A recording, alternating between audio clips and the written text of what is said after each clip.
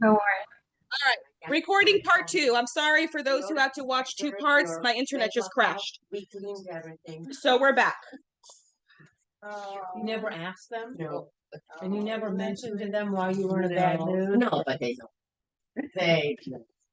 So the kitchen was cheating.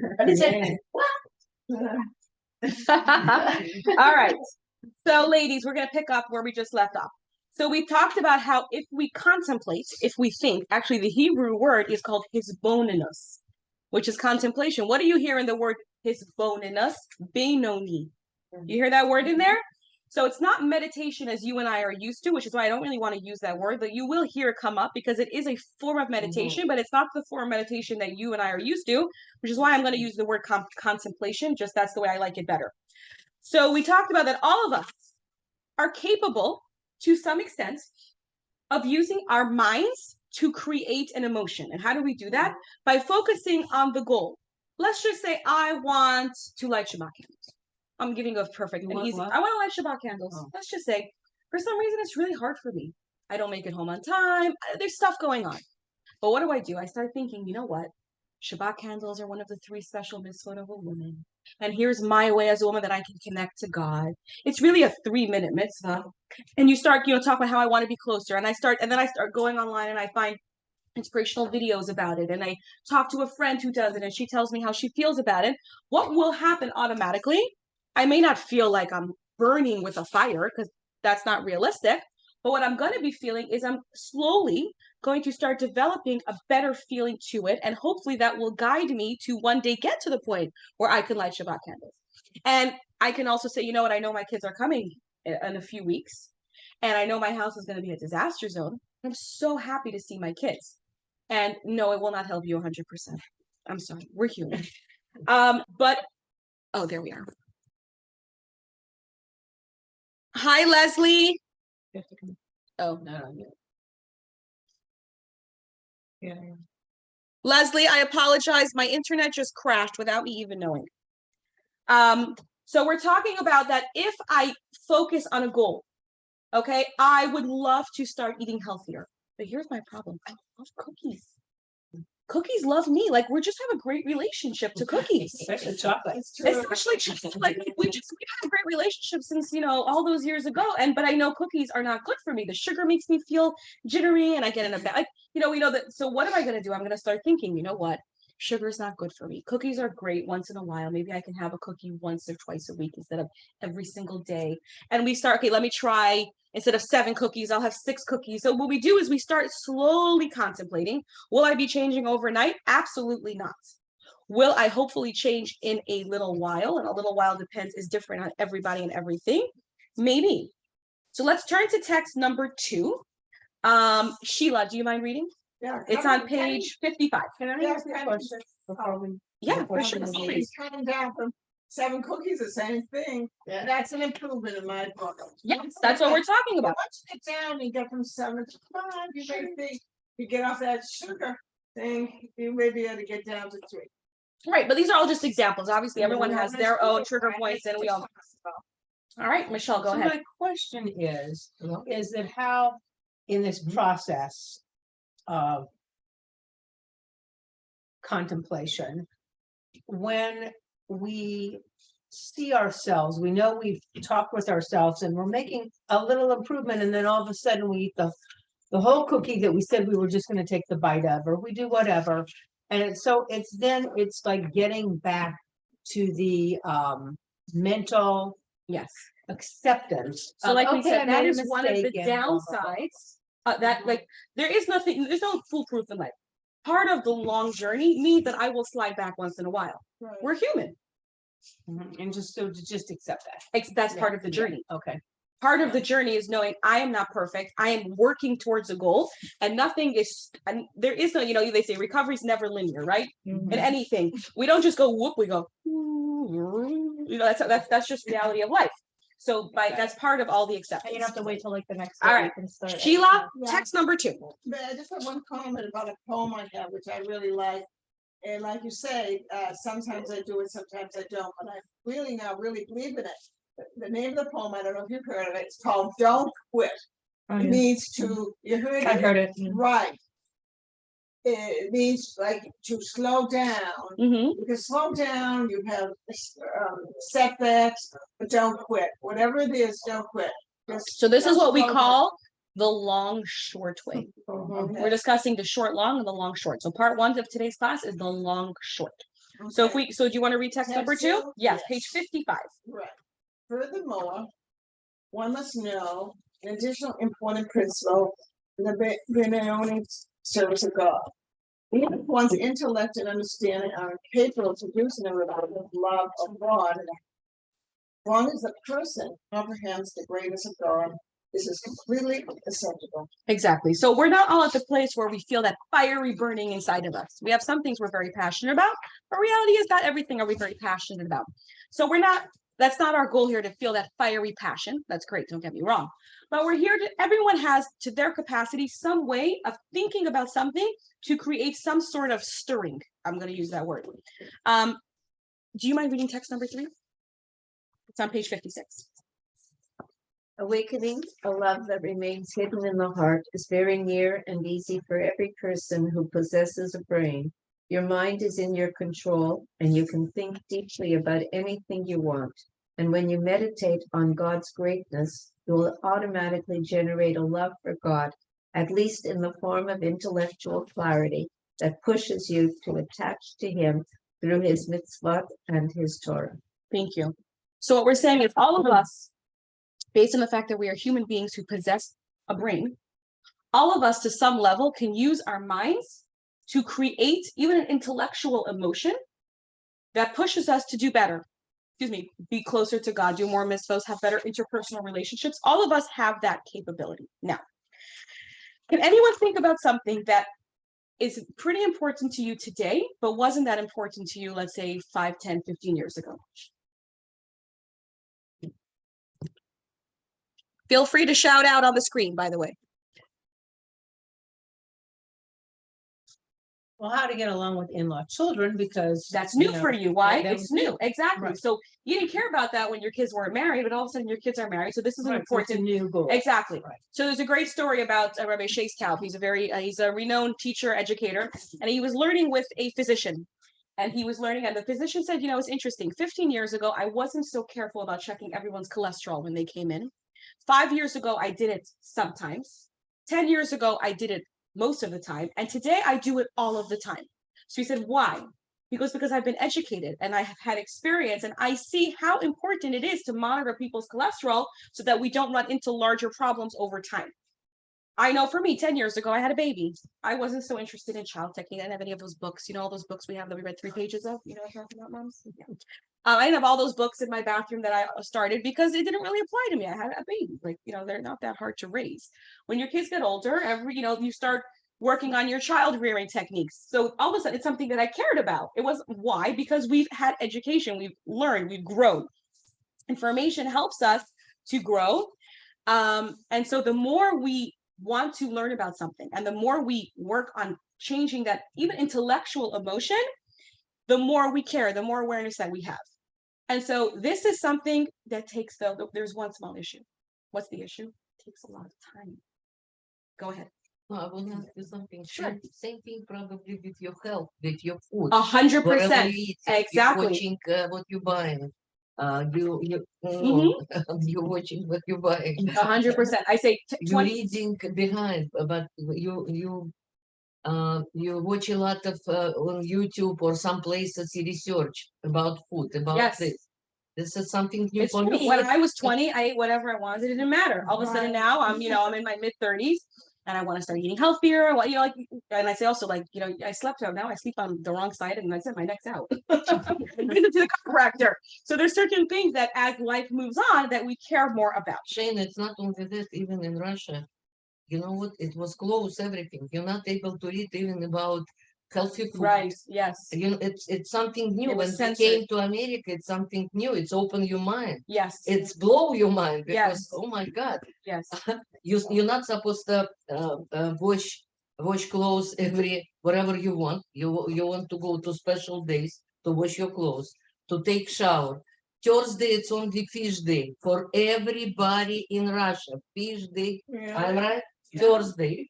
Listen, it was a lot of Rules and censorship. so, like I said, for us, I don't know, for me, it blew my mind when I saw it.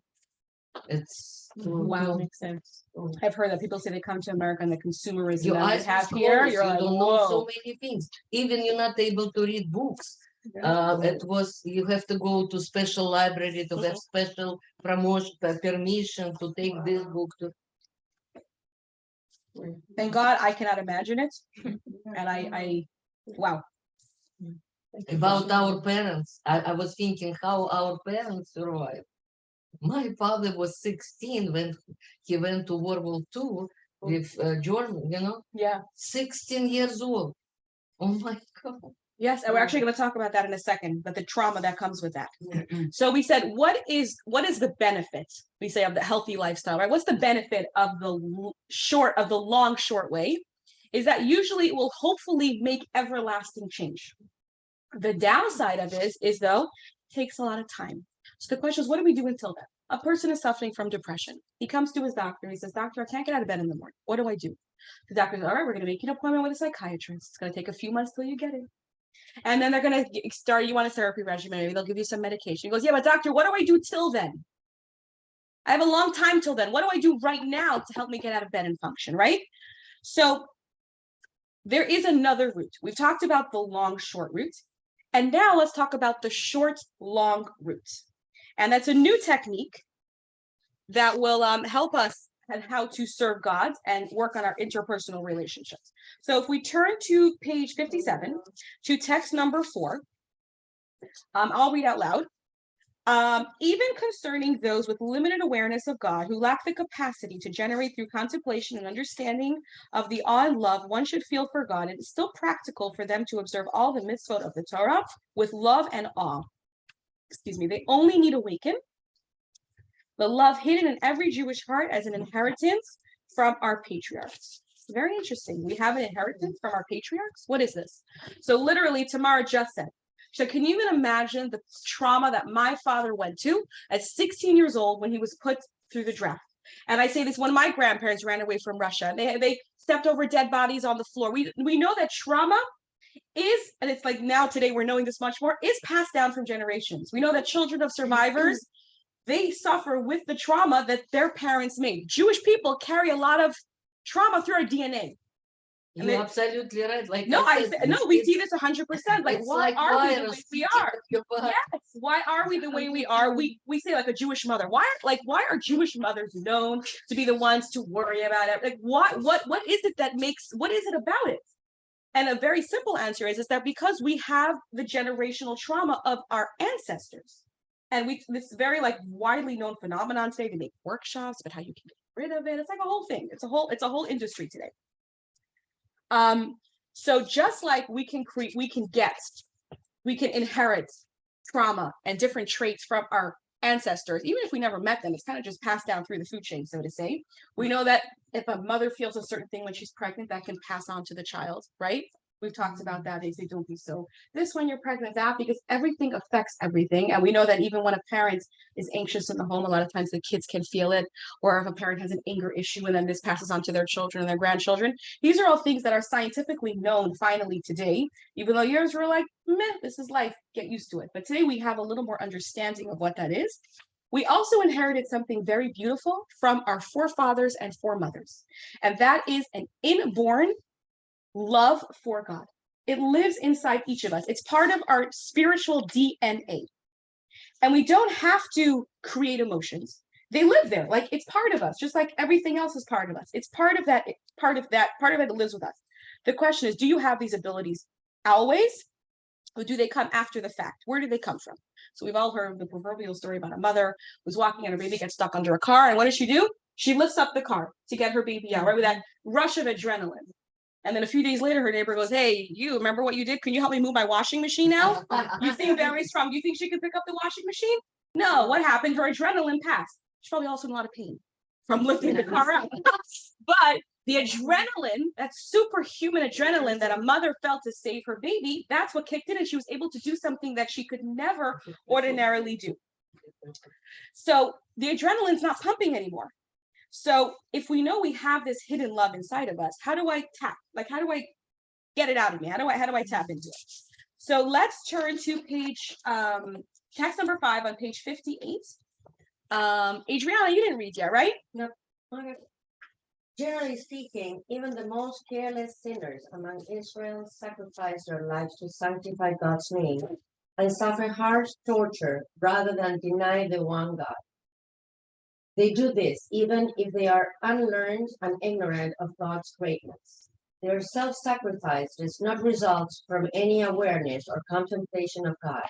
Instead, they do it without any reason or rational argument whatsoever. Okay, so let's unpack this for a minute, okay? Some of you have heard the concept of Mesiras Nefesh. Raise your hand if you've ever heard that concept. What is Mesiras Nefesh? Giving up your life for God. Some of you may have heard it, some of you don't. But let's talk about a few stories. So it's interesting. Another teacher who was giving this class said that her friend shared that her father was in an Uber with a Jewish driver around the high holidays.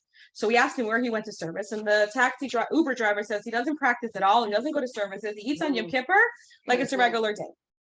So this friend's father thought of this chapter in Tanya, and he asked him, what if someone asked you to give up your faith or they'll kill you? What would you do? The driver literally pulled over to the side of the road and like got all worked up, and he goes, I would be the first one to give up my life.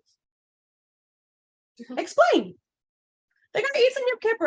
He has no connection to his Judaism. I'm willing to give up my life. That's a really big sacrifice. What is this? What drives a person who doesn't identify on a daily basis with his Judaism?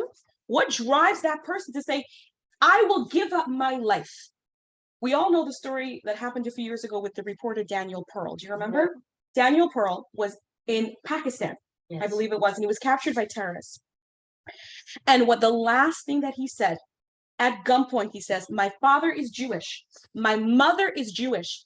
I am Jewish. And that's when his throat was slit on camera. His mother goes, he was not I don't want to use the word practicing Jew, but that's not enough. He was not a religious person. What? And no one forced him to say that. What brought that out? Like, and it happened in today's world. What caused him to say that? He gave up his life for the holiness of God. Like, why? You ever wondered, like, when you heard that story, did it shake you? You ever thought about that? Why? He wasn't someone who identified strongly with his Judaism. What brought it out?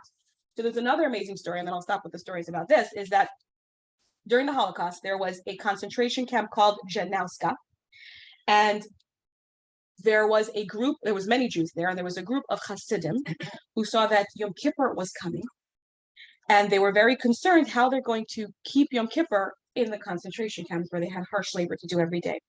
And so their Rebbe, his name was Rabbi Yisrael Spira, they asked him if he can approach a Jew named Schneeweiss. He was a person even before the war who was the opposite of what you would call, he was like a flagrant Torah violator, and he was a capo. Oh. What's a capo? A capo is the Jewish police officer. So they made the Jews' lives miserable. He was not your friend, okay? And they asked him, can you request that on Yom Kippur we be given something that we can do to keep Yom Kippur? And obviously they were afraid, because he could just say, whatever with you guys, and report on them. And he says, I'm the rabbi, you know who I am, and you are a Jew, and tonight is Kol Nidre. There's a small group of young Jews who don't want to transgress the prohibitions of Yom Kippur, of work. Can you help? And his face changed. There was like a human spark in it. And he says, I will do whatever I can for you. And so the next day he took the group and he took them to a house, and he goes, shine the floor without polish or wax, and clean the windows with just rags. That way they weren't breaking any of the laws. And he left the room. And the Rebbe stood on his ladder, and they did their work, and they sang the songs of the Yom Kippur prayers as they're sobbing. At noon, the doors open wide, and 2 SS officers storm in, and they're pushing carts of the most delicious smelling food these people had smelled since the beginning of the war. And they said, time to eat. Here's bread, here's soup, here's meat, and it's filled, and the room smells delicious. And we cannot fathom what the temptation of this is. And the men don't move. They're not moving. And they said, you better eat. This is a command. And no one moved. they stay where they are. And they repeated the order and nobody moved. So the SS officers calls this Schneeweiß, and if these dogs refuse to eat, I will kill you along with all of them. And he pulls himself to attention. He looks the Nazi in the eye and he goes, we Jews do not eat today. Today is Yom Kippur. Oh, you don't understand, they said. I'm commanding you, fast, eat. And he says, today is Yom Kippur. It is a day of fasting. He took out his revolver, point blank, shot him in the forehead. And they could not believe what they saw. This was a man who made their lives miserable, reported on them in the last few seconds of his life. What happened? That pintelayid, right? We say that's what we've heard the word pintelayid. What does it mean? What is that pintelayid? That spark of his Judaism came alight. It lit the fire. It doesn't make sense. What does that even mean? So we know we're going to call it in a very simple term. It's spiritual adrenaline that we have that is part of us. So we know we have that within us. So the question is, what makes someone do that? And when someone has their essential connection to God being threatened, that's when that pintelayid shows up and he or she says, this is not going to happen. I'm not going to let my pintelayid be severed from my maker. It's like, are you in or are you out? I'm out. So the question is, thank God, we don't live with these threats every day, and we don't want someone holding a gun to our forehead. So the question is, how do we tap into that hidden love? So first we have to understand the mindset of it. Because we've talked about these three stories. We see how Jews who we wouldn't have expected to behave this way did. So how do we access that? So let's think of relationships that we have. It could be a spouse, it could be a friend, it could be a child. We all have these relationships. How do these relationships work? We generally know what they like, what they dislike, what their pet peeves are. And we try to, and we hope that it's reciprocated, obviously. We try to make them happy. That's what we try to do. And even if like someone has a really silly mishigas, let's just put it that way, we know that's their thing, and we try to, humor it not because we care about it, but we care about the person. So we're going to do what we can for them. So if I know that my friend hates a mess and I don't care, when I'm at her house, I'm going to work very hard not to make a mess because I'm trying to foster that relationship with that person. We're not in the relationship, obviously, for the reward and the punishment. We're in the relationship for love. So the beautiful thing is that we have a relationship with Hashem, with God. And you know what the really cool part of it is? He gave us the instructions on how to keep this relationship going. He gave us the manual. What is that manual? It's the Torah and all the mitzvahs of the Torah. We know exactly how Hashem wants to keep the relationship going with us. And we know that there's a concept of reward, there's a concept of punishment. We know that, but is that really why we do it? I hope not. The reason I want to do a mitzvah is because I love Hashem. And so I want to keep this relationship going in a loving way. And as such, I would like to do the mitzvos that he asks of me. And that means the small stuff as well as the big stuff. So we think, oh, the big stuff, keeping, lighting Shabbat candles, charity, those are the big things. And the little things like mixing milk and meat, I'm giving like simple examples, but it's not my thing. Like, I don't get it. Like, but that's not how we work. We all know everyone has their thing. And we try to kind of say, the big things and the small things are what matter. And human beings tend to think in gray, hopefully, right? It makes life much easier when we tend to think of our relationships not black and white, but in gray. It usually helps life much easier. I did something not nice. You did something not nice. I still love you overall. That applies there, obviously. But let's put in a black and white perspective just for this instance.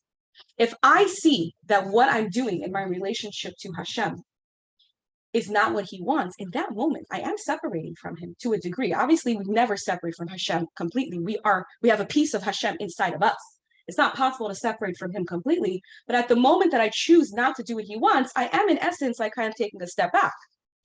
Think about your relationship. My husband likes, I remember, my husband likes a certain thing, or not to do a certain thing. And if I choose in that moment that I'm going to do it, even though I know he hates it, like knowingly, what am I doing? At that moment, I'm saying, my marriage doesn't mean that much at this moment.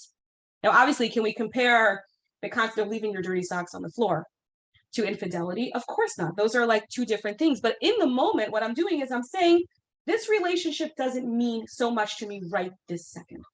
And it's something to think about and to kind of wrap our brains around. And so the question is, we've seen how all of these Jewish people gave up their lives for Hashem. And I love this line. It says, if we would die for a cause, shouldn't we live for it? I'm willing to give up my life for something, shouldn't I want to live my life for the same cause? And on the flip side, like I have, thank God I'm blessed with 4 children. My oldest one does not like big surprises. We learned this the hard way, folks. You take them to a restaurant, do not get them to sing happy birthday with the candles at the end. Okay, like just don't. My next daughter, Tasia, some of you may know her, do it. Oh, yeah. I laughed by his upsharing. He cried. Everyone who came to touch him, we had to leave people away. My daughter by her 3rd goes, hi, I'm 3 years old today. Pretty dress, like literally night and day. You know your kids, you know your relationships, you're going to do what's best for them. It's like the little things, like when my husband buys supper and he throws a can of Diet Coke into the bag, like when we're buying dinner. That's the little thing. Like he knows I love Diet Coke and I don't keep it in the house because then I drink it too much. But like he knows the little things. We were at my brother's wedding and my daughter sees the Viennese dessert table come out and she knows I love those little chocolate covered jelly rings that I'm talking about. Like enjoy, but it's like one of my weaknesses. And she goes, Mommy, look, here, I brought you it. And that's the little things in life because she was playing with her cousins and she goes, oh, I know that. Mommy loves those. And she ran across the hall to find me. The little things, forget the birthdays and anniversaries and the Valentine's Day and the Mother's Day. The little things are what keep a relationship flourishing. Right? I think we can all agree to that. I see everyone nodding. The little things, the things that you wouldn't even notice. The little kindnesses are what keep a relationship growing. Because that's when we know that's what it means. So let's turn to page 58, text number 6. Leah, do you have the book with you? Do you mind? Yes. There you go. Do you mind reading? Text. Sure. It's true. Okay. Even one who commits in a minor sin Transgresses, yep. the divine will, and at the time of the transgression is completely separation from God's unity and oneness. Okay, so we don't like to dwell on this, obviously, but anytime I do something that I know God may not want, at that moment, I'm not as connected as I want to be. And the same applies to when I do something that seems so simple and so small. And to me, it doesn't feel that important in my relationship, but I know it's important to God or another person. That's when I'm cementing that relationship.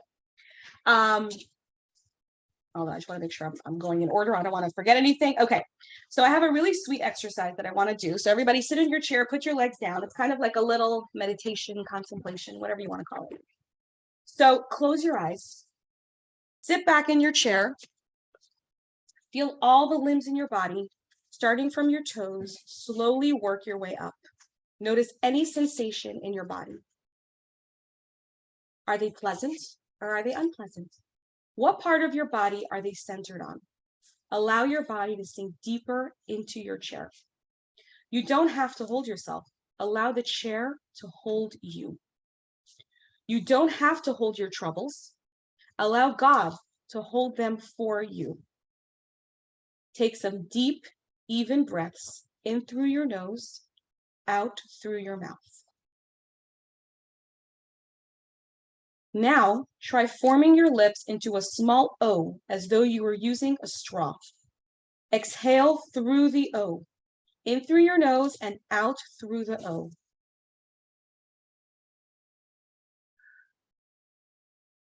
Now draw your attention to your mind. Visualize that space in your brain that holds on to your faith. Think of it as an open container holding on to a bright light. Look deeper into the bright light. Don't be afraid of its brightness. There is a small red pillow shaped as a heart. You lift it up and feel love pouring out of it. The love exudes from the heart. You feel it spreading through your body, creating a warmth all through your fingertips and toes. Savor the warmth. Enjoy the loving feeling. You love God. You want to stay connected.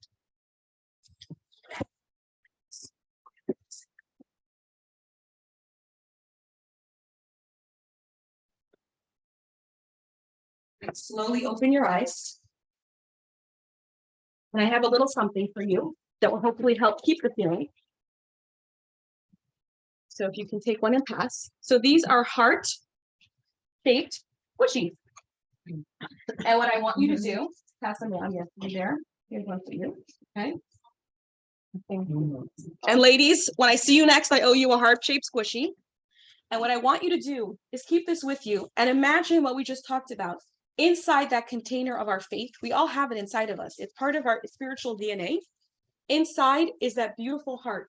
And that heart is love. It's pouring out because we have that. It's in there. It's in us. We know it's there. And when we know it's there, it helps us draw it out.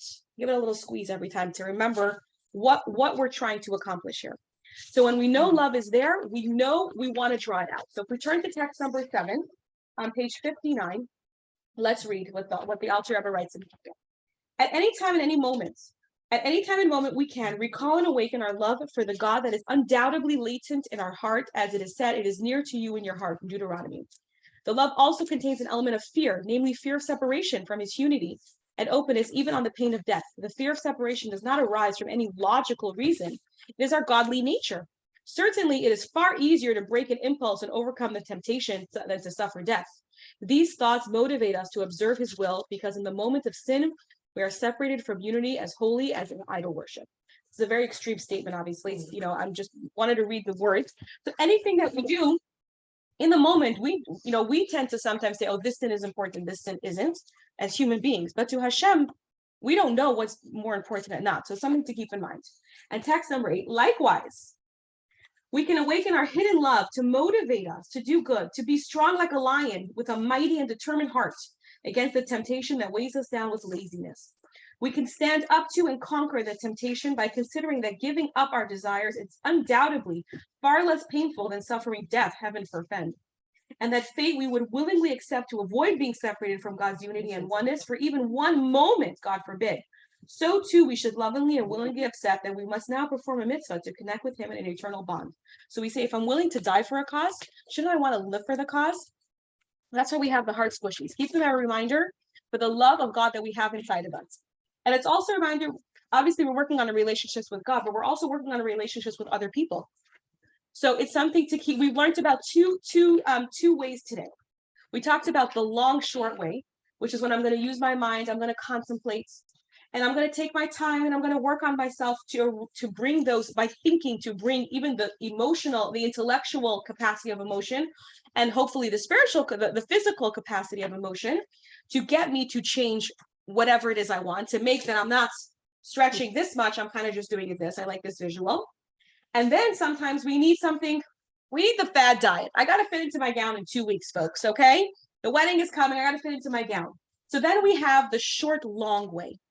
And the short, long way is something that we have. We have it inside of us. How do I bring that forth? I focus on the fact that I'm going to live for the cause.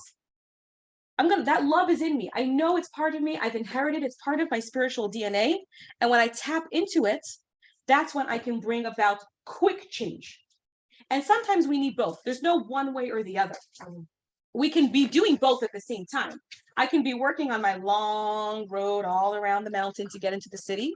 And I can also be, using my quick thing, my adrenaline to climb the trees and climb the walls, right? So the lesson takeaway for today, and I know some of you have to go, so I'm going to finish quickly, is page 61. Between now and the next class, pick an area that is a struggle for you and use the long way technique. See if you can see any changes in your emotions and how you feel about that area. Choose another area you struggle with and use the short way technique. See if it reduces the tension you feel when you make a decision in that area. In our next lesson, we'll be seeing the Alter Rebbe for another private audience. And we'll receive the next key to our quest towards personal perfection. So obviously, once again, we've now added another tool to our toolbox. We have self-control, we have the long, short, and the short, long way. So now we have 2 tools in our toolbox. And we're going to keep going through that toolbox. Let's just quickly review. You have to go, no worries. Oh, okay. I'm so glad you came. Have a wonderful day, and we'll be in touch. So let's look at the key points. Controlling our impulses is a formidable task when they are out of sync with our actions. We're on page 62. So we must work to make our emotions congruent with our behavior. There are 2 ways of doing this, the long way and the short way. The long way consists of deliberation, study, and contemplation, creating feelings through knowledge. It takes a while to take effect, but its effects are lasting. The short way involves tapping into our latent natural feeling of love and yearning for God. These feelings come to the fore when our connection with God is threatened. Therefore, one can awaken these feelings by viewing each mitzvah as an opportunity to connect with God and seeing that any transgression, God forbid, threatens our connection with Hashem. Comparing the long way and the short way has the advantage of delivering immediate results. Any questions, comments on today's lesson?